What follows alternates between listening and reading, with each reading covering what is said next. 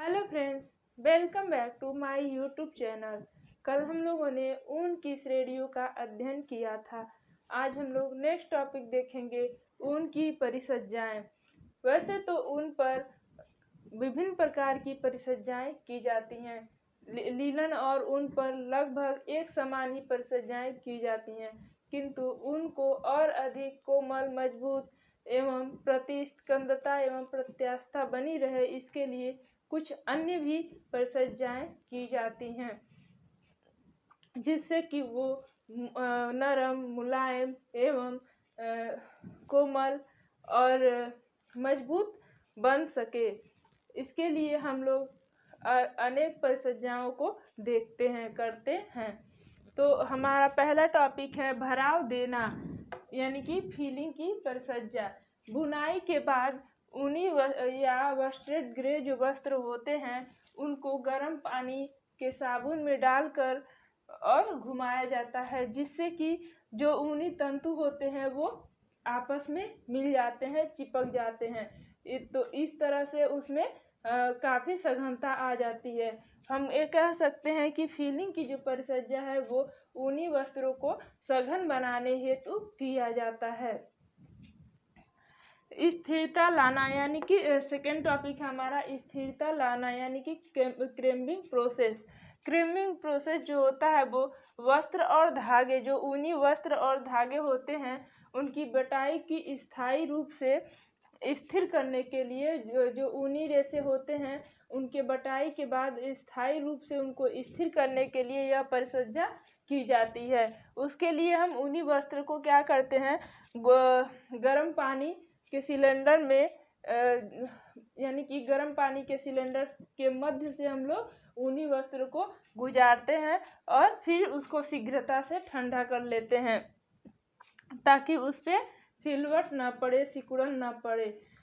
आप लोग देखे होंगे कि कभी कभी क्या होता है, हम लोग खुद जब एग्जाम्पल के लिए जैसे ले लीजिए कि ऊनी, मान लीजिए कोई पुराना स्वेटर है और उसको हम लोग उधार देते हैं, तो जब उसको खोलने के बाद क्या होता है, वो जो रेशे होते हैं काफ़ी सिकुड़ जाते हैं।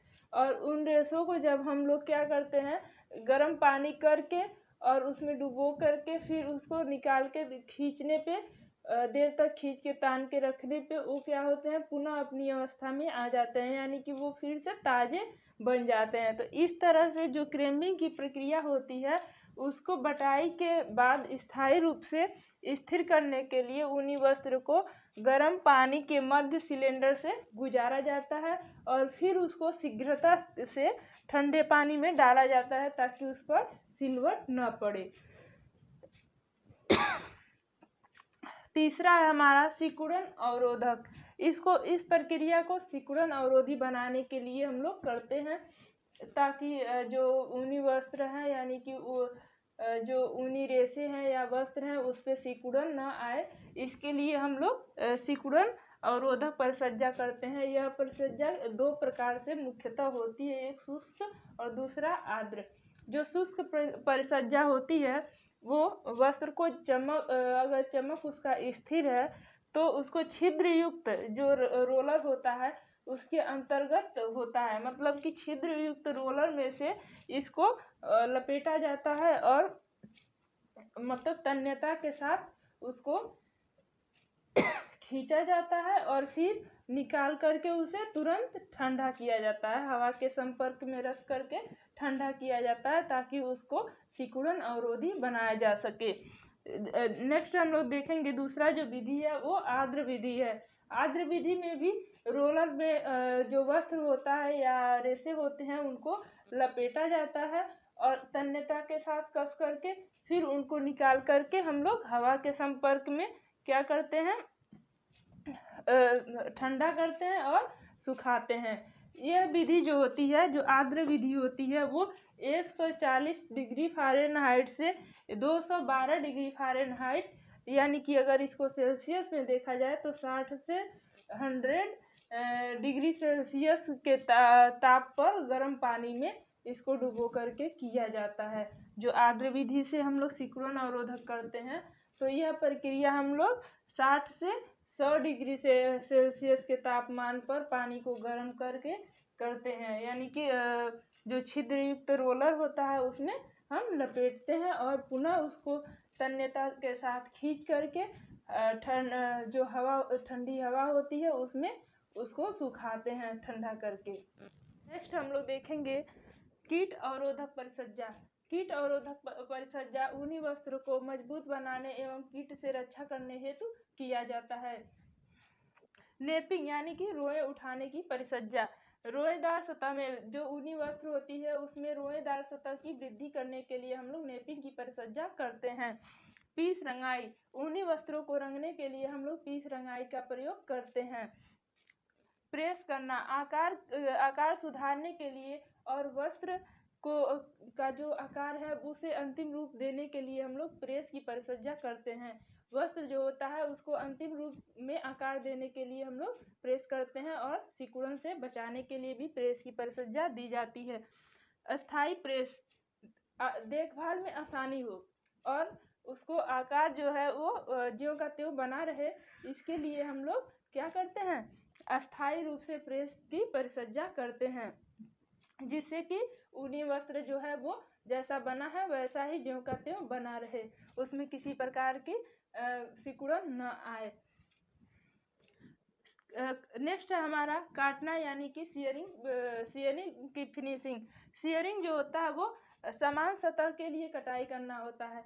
ऊनी वस्त्र का जो सतह है वो समान रूप से एक समान दिखाई दे, इसके लिए हम लोग सियरिंग की परिसज्जा यानी कि काटने की परिसज्जा को करते हैं। सिकुड़न अवरोधक, स्थायित्व देने के लिए यानी कि वस्त्र में स्थायित्व बना रहे, इसके लिए हम लोग सियरिंग के जो सिकुड़न अवरोधक परिसज्जा है उसको करते हैं। सिंजिंग और वाष्प देना, वस्ट्रेड वस्त्रों को कड़ी परिसज्जा देने के लिए हम लोग सिंजिंग और वाष्प देने की परिसज्जा करते हैं। वाष्प देना और स्पंज देना, अतिरिक्त जो ऊनी वस्त्र होते हैं उसपे से अतिरिक्त चमक को हटाने के लिए हम लोग इस परिसज्जा को करते हैं, यानी कि वाष्प देने की और स्पंज करने की परिसज्जा को हम लोग अतिरिक्त चमक हटाने के लिए उपयोग करते हैं। नेक्स्ट है हमारा टेंटरिंग। इच्छित एवं समान लंबाई चौड़ाई के लिए हम लोग टेंटरिंग की परिसज्जा करते हैं। ऊनी वस्त्रों पे जो अपने इच्छा अनुसार लंबाई और चौड़ाई बनी रहे, इसके लिए हम लोग टेंटरिंग की परिसज्जा करते हैं।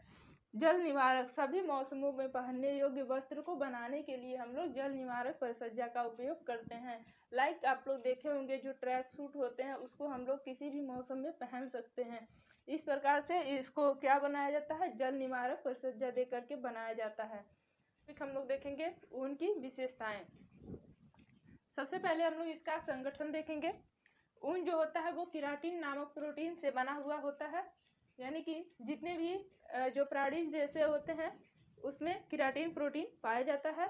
और उसमें जैसे कि लाइक जो हमारे बाल होते हैं इसमें भी जो तरल आप लोग देखते होंगे कि चिपचिपा पदार्थ निकलता है, तो ये केराटिन प्रोटीन होता है। बालों में केराटिन प्रोटीन पाया जाता है, इसलिए जितने भी जो प्राणीज रेशे हैं वो केराटिन प्रोटीन के नाम से जाने जाते हैं। इसे प्रोटीन प्रधान रेशा भी कहा जाता है। इसका जो रासायनिक संगठन है वो कार्बन, ऑक्सीजन, नाइट्रोजन, हाइड्रोजन और गंधक से मिलकर के बना होता है। हम देखते हैं कि इसमें जो कार्बन होता है वो 50% पाया जाता है, ऑक्सीजन 25%, नाइट्रोजन 15%, हाइड्रोजन 7% और गंधक 3 से 4% पाया जाता है। जो ऊनी वस्त्र होते हैं उनका जो रासायनिक संगठन है वो कार्बन, ऑक्सीजन, नाइट्रोजन, हाइड्रोजन और गंधक से मिलकर के बना हुआ है। इनका जो प्रतिशत होता है, जब हम देखते हैं कि कार्बन जो होता है वो 50% होता है, ऑक्सीजन 25% होता है, नाइट्रोजन 15% होता है, हाइड्रोजन 7% और गंधक जो होता है वो 3 से 4% पाया जाता है ऊनी रेशों में। जो केराटिन पदार्थ होता है वो सेलुलोज से भिन्न होता है, क्योंकि इसमें नाइट्रोजन और सल्फर की मात्रा पाई जाती है। केराटिन पदार्थ जो होता है वो सेलुलोजिक रेशो से भिन्न होता है, क्योंकि इसमें नाइट्रोजन और सल्फर पाया जाता है। नाइट्रोजन और सल्फर के कारण ही इसमें गंध होता है, यानी कि इसके गंध का कारण जो होता है वो सल्फर होता है। प्रोटीन तंतु होने के कारण जो इसके रेशे हैं वो अधिक गर्म होते हैं, यानी कि प्रोटीनिक तंतु होने के कारण इसमें अधिक गर्मी पाई जाती है। ऊन का जो तंतु होता है उसमें 30 से 70% अशुद्धियाँ पाई जाती हैं। ऊनी रेशों में 30 से 70% अशुद्धियाँ पाई जाती हैं, जो जिसमें धूल युक्त पदार्थ जो होते हैं वो 26% होते हैं, श्वेत पदार्थ जो होते हैं वो 28% होते हैं, वसा इसमें 12% होता है, खनिज पदार्थ 10% और जो केराटिन पदार्थ होता है वो 33% इसमें पाया जाता है। ये सभी ऊनी तंतु की अशुद्धियाँ हैं। इसका नेक्स्ट है हमारा अन्वेक्षणीय रचना, यानी कि सूक्ष्मदर्शी रचना। सूक्ष्मदर्शी रचना से जब माइक्रोस्कोपिक टेस्ट किया जाता है तो इसके जो रेशे होते हैं वो टेढ़े मेढ़े और मध्य भाग में गोलाकार और दोनों सिरे पे नुकीले दिखाई देते हैं। इसको हम लोग एक संरचना के माध्यम से देखेंगे तो ये क्या है, किनारे से पूरा गोल है, तो इस जो बाहरी भाग है उसको हम लोग एपिक्यूटिकल के नाम से जानते हैं और उसके मध्य का जो भाग है उसको एपिथेलियल स्केल के नाम से जानते हैं और जो सेकेंड लेयर बना हुआ है उसे हम लोग समक्यूटिकल के नाम से जानते हैं। और इसमें मध्य भाग में छोटे छोटे गोलाकार भाग होते हैं जिसको हम लोग कॉर्टेक्स के नाम से जानते हैं और केंद्रक जो होता है उसे हम लोग मेड्यूला के नाम से जानते हैं, यानी कि बीच का जो भाग होता है ये हमारा खोखला होता है और इसे हम लोग मेड्यूला के नाम से जानते हैं। तो हम लोग पढ़ेंगे अनुप्रस्थ काट। अनुप्रस्थ काट को हम लोग 3 भागों में विभाजित करके पढ़ते हैं, क्यूटिकल, कॉर्टेक्स और मेड्यूला। अनुप्रस्थ काट को कितने भागों में विभाजित करके पढ़ते हैं? 3 भागों में, क्यूटिकल, कॉर्टेक्स और मेड्यूला। जो क्यूटिकल होता है वो जो रेशे होते हैं उन्हीं रेशे उनकी सुरक्षात्मक परत को हम लोग क्यूटिकल कहते हैं। यह पपड़ी की समान, इसकी जो सल्कें होती हैं वो पपड़ी के समान होती हैं। बाहरी सतह जिसे एपिडर्मिस या क्यूटिकल कहा जाता है। हम लोगों ने पढ़ा था कि इसको तीन भागों में विभाजित कर देते हैं, तो इसकी जो बाहरी सतह होती है इसी को हम लोग एपिडर्मिस या क्यूटिकल कहते हैं। ऊनी तंतुओं की चमक सल्क के आकार और प्रकृति पर निर्भर करती है। ऊनी जो तंतुएं होती हैं उनकी चमक उनके सल्क के आकार और प्रकृति पर निर्भर करती है। इन रेशों का औसत 40,000 से 50,000 तंतु प्रति के हिसाब से होता है। क्यूटिकल 3 प्रकार के होते हैं, एपीक्यूटिकल, एक्सोक्यूटिकल और सबक्यूटिकल। क्यूटिकल जो होते हैं ये भी 3 प्रकार के होते हैं, एपीक्यूटिकल, एक्सोक्यूटिकल और सबक्यूटिकल। नेक्स्ट है हमारा कॉर्टेक्स। कॉर्टेक्स जो होता है वो जो रेशा होता है उसकी द्वितीय सतह होता है, इसको हम लोग कॉर्टेक्स के नाम से जानते हैं। ये हो गया हमारा क्यूटिकल या एपिडर्मिस, ये हो गया कॉर्टेक्स, और बीच का जो भाग होता है वो होता है मेड्यूला। तो जो कॉर्टेक्स होता है यह ऊन का द्वितीय सतह होता है। इसके सल्क जो होते हैं एकदम नीचे और ऊनी तंतु का मुख्य भाग यही बनाती है। कॉर्टेक्स से ही ऊनी तंतुओं का मुख्य भाग बनता है। कॉर्टेक्स की जो सतह होती है वो भी 2 प्रकार की होती है, पेराकॉर्टेक्स और आर्थोकॉर्टेक्स। रंगों के प्रति इसमें सादृश्यता पाई जाती है। इसमें मिलेनिन रंग प्रदान होता है, यानी कि जो कॉर्टेक्स होता है यही रेशों को मिलेनिन वर्णक द्वारा रंग प्रदान करता है। मिलेनिन जो होता है वो एक वर्णक होता है जिसके द्वारा रेशों का कलर निर्धारित होता है। मनुष्य के अंदर भी मिलेनिन हार्मोन्स पाए जाते हैं, इसीलिए उनका भी कलर एक दूसरे से भिन्न होता है।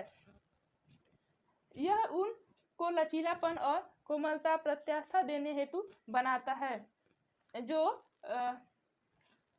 कॉर्टेक्स है यह ऊन को लचीलापन, कोमलता व प्रत्यास्था के हेतु बनाता है, यानी कि उसमें लचीलापन और प्रत्यास्था बनी रहे, ये सब गुण कॉर्टेक्स के अंदर देखेंगे। मेडुला जो होता है वो ऊन के जो बीच का भाग होता है और यह गोल होता है।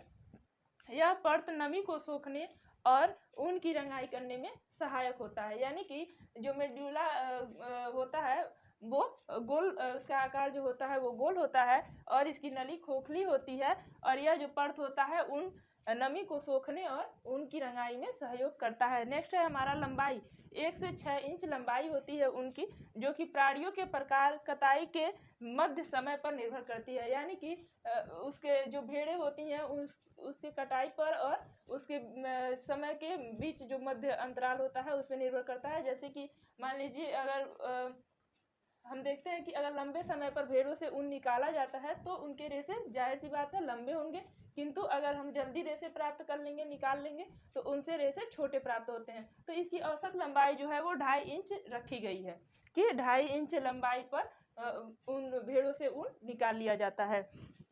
इसका जो व्यास है वो 10 से 50 माइक्रोन होता है। मेरिनो ऊन का जो डायमीटर होता है वो 50 माइक्रोन होता है। ऊनी तंतु कपास के तंतु की अपेक्षा मोटा होता है। ऊनी जो तंतु होते हैं आप लोग देखे भी होंगे कि वो कपास के जो कॉटन के ऊन होते हैं उनसे इसके जो तंतु होते हैं वो मोटे होते हैं। नेक्स्ट है हमारा चमक। भेड़ की किस्म एवं जाति, आहार, जलवायु पर निर्भर करती है। चमक जो है वो भेड़ की किस्म, उसके जाति, जलवायु, आहार और मतलब पोषण पर उसके निर्भर करती है। लहरें। ऊनी तंतुओं में कपास की तंतुओं के समान ऐंठन नहीं होती है, किंतु उसमें लहरें पाई जाती हैं। मेरिनो जाति का जो ऊन है उसमें प्रति इंच 30 लहरें होती हैं, यानी कि 12 लहरें प्रति सेंटीमीटर पर होती हैं। और जो निम्न कोटि के ऊन होते हैं उसमें 5 या 10 इंच लहरें पाई जाती हैं, जो 2 से 4 इंच प्रति सेंटीमीटर होते हैं। यानी कि जो लहरें होती हैं वो कपास के तंतुओं में तो नहीं पाई जाती हैं, परंतु ऊनी रेशों में पाई जाती हैं, क्योंकि इसमें ऐंठन नहीं होती हैं। मेरिनो जाति का जो ऊन होता है वो 30 इंच लहरें, मतलब इसमें प्रति इंच 30 लहरें होती हैं, जिसको अगर सेंटीमीटर में मापा जाए तो 12 लहरें प्रति सेंटीमीटर होती हैं। और निम्न कोटि के ऊन जो होते हैं उसमें 5 से 10 लहरें पाई जाती हैं, जिसको हम देखते हैं कि 2 से 4 प्रति सेंटीमीटर के रूप में पाई जाती हैं। मजबूती। ऊनी रेशे जो होते हैं वो निर्बल होते हैं, इसलिए भिगोने के पश्चात वो 25 से 30% अपनी मजबूती को खो देते हैं। नेक्स्ट है हमारा प्रत्यास्था एवं प्रतिस्कंदता। प्रत्यास्था एवं प्रतिस्कंदता ऊनी रेशों में उत्तम किस्म की पाई जाती है, क्योंकि उसमें लोचमयता और लटकनशीलता का गुण पाया जाता है। आर्द्रता। इसमें जो वातावरण से 30% नमी सोखने का गुण होता है, यानी कि ऊनी रेशों में 30% आर्द्रता यानी कि नमी को सोखने का गुण पाया जाता है। सिकुड़न प्रतिरोधकता। ऊनी रेशों में कभी भी सलवट नहीं पड़ती है, वो ऊनी वस्त्र जो होते हैं वो सिकुड़ते नहीं हैं। प्रकाश का प्रभाव। प्रकाश का प्रभाव ऊनी रेशों पर पड़ता है, क्योंकि प्रकाश के प्रभाव में ज़्यादा समय तक रखने से ऊनी रेशे जो होते हैं वो कमज़ोर हो जाते हैं और रंग फीका हो जाता है। रगड़ का प्रभाव भी ऊनी रेशों पर पड़ता है। फफूंदी का प्रभाव। फफूंदी से ऊनी रेशे अप्रभावित होते हैं, यानी कि ऊनी रेशों पर फफूंदी का कोई प्रभाव नहीं पड़ता, किंतु अधिक समय तक नमी वाले स्थान पर रखने से इसमें फफूंदी पकड़ लेती है। कीट का प्रभाव। कारपेट बीटल कीड़ा जो होता है इन्हें खा लेता है। कारपेट बीटल कीड़ा इनके रेशे को खा लेता है, इसलिए कीट का प्रभाव पड़ता है।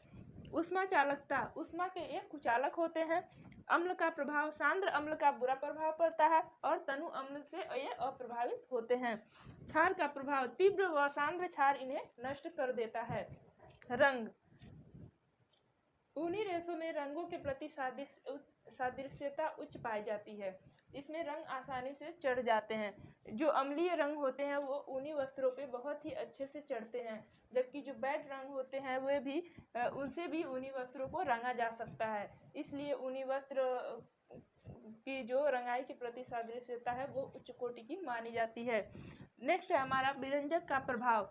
तीव्र विरंजक। जो तीव्र विरंजक होता है हाइपोक्लोराइड यानी कि जैविल वाटर, इसका जो होता है ऊनी रेशों पर हानिकारक प्रभाव पड़ता है। हाइपोक्लोराइड का ऊनी रेशों पर हानिकारक प्रभाव पड़ता है, जिससे कि ऊनी रेशे जो होते हैं वे नष्ट हो जाते हैं।